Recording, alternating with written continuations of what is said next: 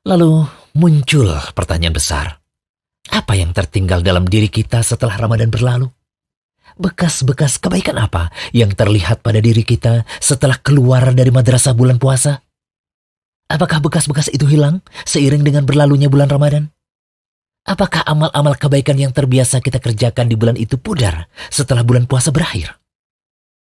Sehingga seorang mukmin sudah sepatutnya terus meminta pada Allah keistiqomahan. Itulah yang kita pinta dalam sholat minimal 17 kali dalam sehari lewat doa ihdinas siratal mustaqim.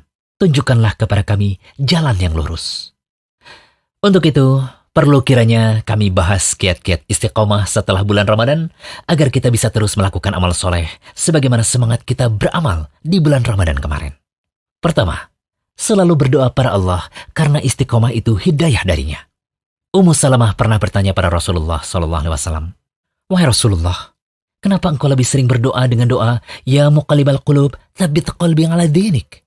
Wahai zat yang maha membolak-balikan hati, teguhkanlah hatiku di atas agamamu." Nabi SAW menjawab, "Wahai Ummu Salamah, yang namanya hati manusia selalu berada di antara jari jemari Allah. Siapa saja yang Allah kehendaki, maka Allah akan berikan keteguhan dalam iman. Namun siapa saja yang dikehendaki, Allah pun bisa menyesatkannya." Setelah itu, Mu'adz bin Mu'adz yang meriwayatkan hadis ini membacakan ayat ke-8 surah Ali Imran yang artinya, "Ya Tuhan kami, janganlah engkau jadikan hati kami condong kepada kesesatan sesudah engkau beri petunjuk pada kami." Hadis riwayat Tirmidzi dan Ahmad. Tirmidzi dan Al-Hafidz Abu Thahir mengatakan bahwa hadis ini hasan.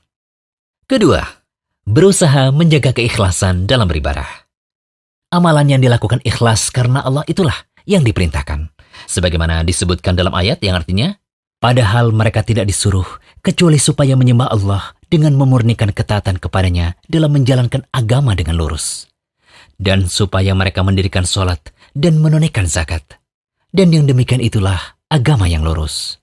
Quran Surah Al-Bayyinah ayat 5. Ketiga, rutin beramal walau sedikit. Amal yang dilakukan secara kontinu walaupun sedikit, itu lebih dicintai Allah dibandingkan amalan yang langsung banyak tetapi tak ajak. Maksudnya, seseorang dituntut untuk konsekuen dalam menjalankan syariat atau dalam beramal dan tidak putus di tengah jalan. Karena konsekuen dalam beramal lebih dicintai oleh Allah daripada amalan yang hanya sesekali dilakukan. Sebagaimana disebutkan dalam hadis dari Aisyah radhiyallahu anha, beliau mengatakan bahwa Rasulullah SAW bersabda, "Amalan yang paling dicintai oleh Allah Ta'ala adalah amalan yang kontinu, walaupun itu sedikit." Hadis riwayat Bukhari dan Muslim. Keempat, rajin koreksi diri atau muhasabah.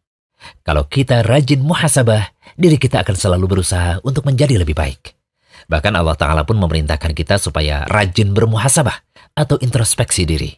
Hal ini sebagaimana ayat ke-18 dalam surat Al-Hasyr yang artinya, "Hai orang-orang yang beriman, bertakwalah kepada Allah, dan hendaklah setiap diri memperhatikan apa yang telah diperbuatnya untuk hari esok atau akhirat, dan bertakwalah kepada Allah. Sesungguhnya Allah maha mengetahui apa yang kamu kerjakan." Quran Surat Al-Hasyr ayat 18.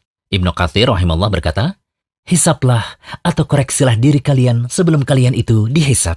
Siapkanlah amalan soleh kalian sebelum berjumpa dengan hari kiamat di mana harus berhadapan dengan Allah."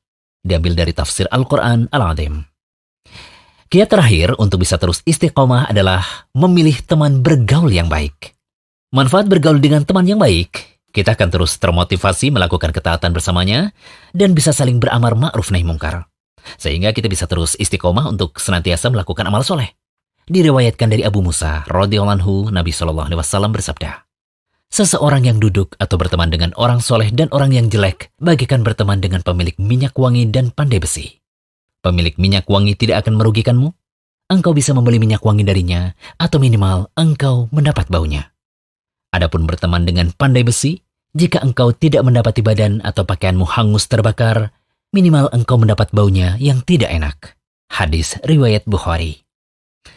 Akhirnya kita memohon kepada Allah Ta'ala agar senantiasa memberikan kita petunjuk dan taufik untuk tetap beramal soleh selepas Ramadan ini.